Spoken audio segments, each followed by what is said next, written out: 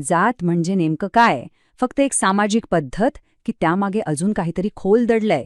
Louis Duma नावाच्या एका French विचारवंताने या प्रश्नाकडे बघण्याचा एक पूर्णपणे नवीन दृष्टिकोन दिला. त्यांच्या होमो हायरार्कीस या प्रसिद्ध कामातून त्यांनी एक असा विचार मांडला जो खरोखरच क्रांतिकारक होता. चला तर मग हा विचार नेमका काय आहे ते समजून घेऊया. डुमांच्या संपूर्ण सिद्धांताचं सार खरं तर याच एका वाक्यात आहे. ते म्हणतात, जात ही बाहेर दिसणारी व्यवस्था नंतर, आधी ती एक मानसिक रचना आहे, एक विचारधारा. ती फक्त समाजात नसते, तर ती लोकांच्या विचारांमध्ये, त्यांच्या मनात खोलवर घर करून बसलेली असते. आणि हा फरक समजून घेणं खूप महत्वाचं आहे.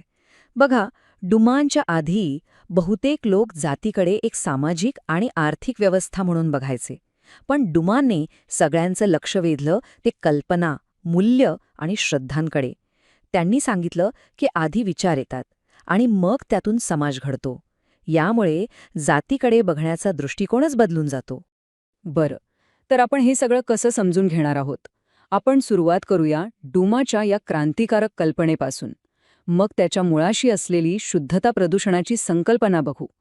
त्यानंतर ही व्यवस्था ज्या 3 खांबांवर उभी आहे ते पाहू आणि शेवटी या सिद्धांतावर काय टीका झालीये याचाही आढावा घेऊ.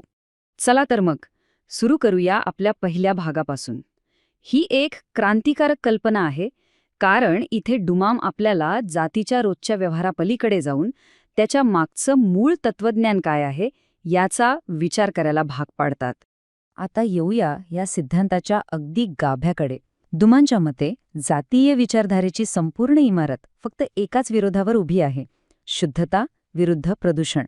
जणू काही हीच त्या संपूर्ण प्रणालीची ऑपरेटिंग सिस्टम आहे. सगळं काही ह्याच एका कोडवर चालतं. यासाठी डुमा एक संकल्पना वापरतात, बायनरी ऑपोजिशन.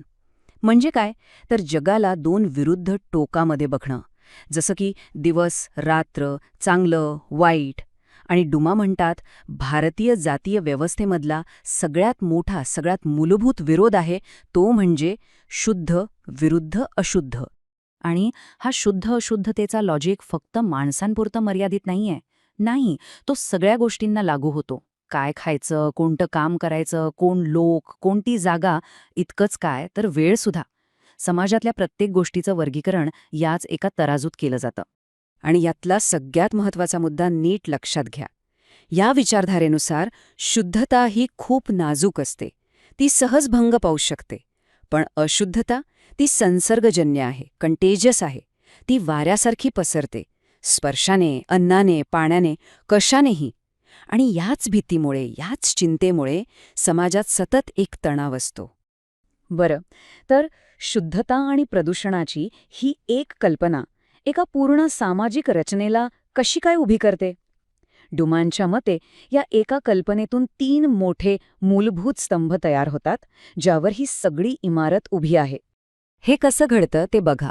शुद्ध आणि अशुद्ध म्हटलं की आपोआपच एक उतरंड आली. कोणीतरी वर, कोणीतरी खाली.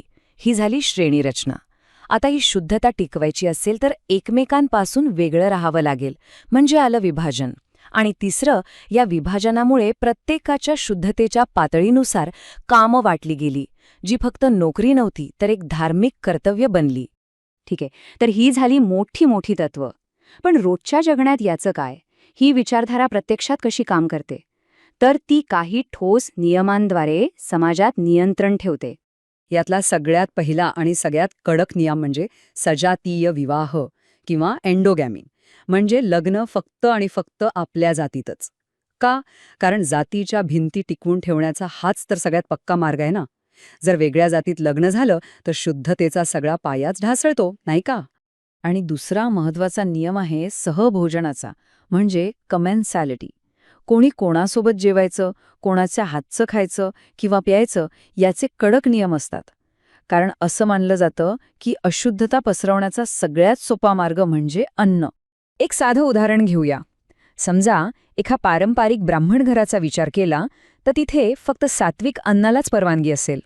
आणि खालच्या मानल्या जाणाऱ्या जातीतील व्यक्तीने वापरलेल्या भांड्याला नुसता स्पर्श झाला तरी ते अशुद्ध, प्रदूषित मानलं जाऊ शकतं. हे नियम इतके खोलवर रुजलेले आहेत. एवढंच नाही, हे सामाजिक अंतर टिकवून ठेवण्याचे अजूनही मार्ग आहेत. जसं की वेगवेगळ्या जातींनी वेगवेगळ्या ठिकाणी राहायचं, काही अशुद्ध मानली जाणारी कामं फक्त ठराविक जातींनीच करायची, किंवा मग मंदिरं, सार्वजनिक पाणवठे इथे काही लोकांना प्रवेशच नाकारायचा. आता आपण येतोय शेवटच्या भागाकडे, जो थोडा गुंतागुंतीचा आहे. इथे आपण बघणार आहोत की हा धार्मिक दर्जा आणि जगातली खरी सत्ता यांचा काय संबंध आहे. आणि हो, डुमानच्या या सिद्धांतावर लोकांनी काय आक्षेप घेतलेत तेही पाहूया. धुमान एक खूप इंटरेस्टिंग मुद्दा मांडतात. ते दर्जा म्हणजे स्टेटस आणि सत्ता म्हणजे पॉवर या दोन वेगळ्या गोष्टी आहेत असं म्हणतात. दर्जा जन्माने मिळतो, शुद्धतेच्या आधारावर, पण सत्ता ती पैशाने किंवा राजकीय ताकदीने येते. त्यांच्या सिद्धांतानुसार एक गरीब ब्राह्मणसुद्धा धार्मिक दर्जामध्ये एका श्रीमंत पण खालच्या मानल्या जाणाऱ्या व्यक्तीपेक्षा वरचा असतो. म्हणजेच विचारधारा ही सत्तेपेक्षा श्रेष्ठ आहे. पण मग एक प्रश्न उभा राहतोच की हा सगळा जो पुस्तकी किंवा आदर्शवादी विचार आहे तोच खरं वास्तव आहे का, की जमिनीवरची परिस्थिती काही वेगळीच आहे. आणि इथेच अनेक अभ्यासक डुमानवर टीका करतात. ते म्हणतात की ठीक आहे, विचारधारा महत्वाची आहे, पण तुम्ही आर्थिक आणि राजकीय सत्तेला इतकं कमी कसं लेखू शकता. समाजात होणारे संघर्ष, बदल याबद्दल काय. आणि भारत इतका मोठा देश आहे, सगळीकडे जातीचं स्वरूप एकसारखं नाहीये, त्याचं काय. हे काही महत्वाचे आक्षेप आहेत. थोडक्यात सांगायचं तर डुमानचा सिद्धांत एका तार्किक प्रवाहाचं वर्णन करतो.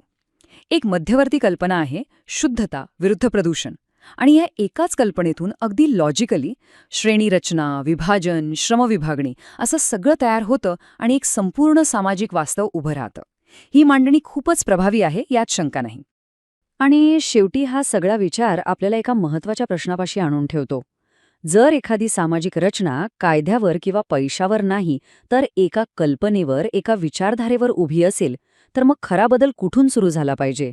कायद्यात बदल करून, आर्थिक परिस्थितीत बदल करून, की थेट लोकांच्या मनात, त्यांच्या विचारात बदल करून. विचार करण्यासारखा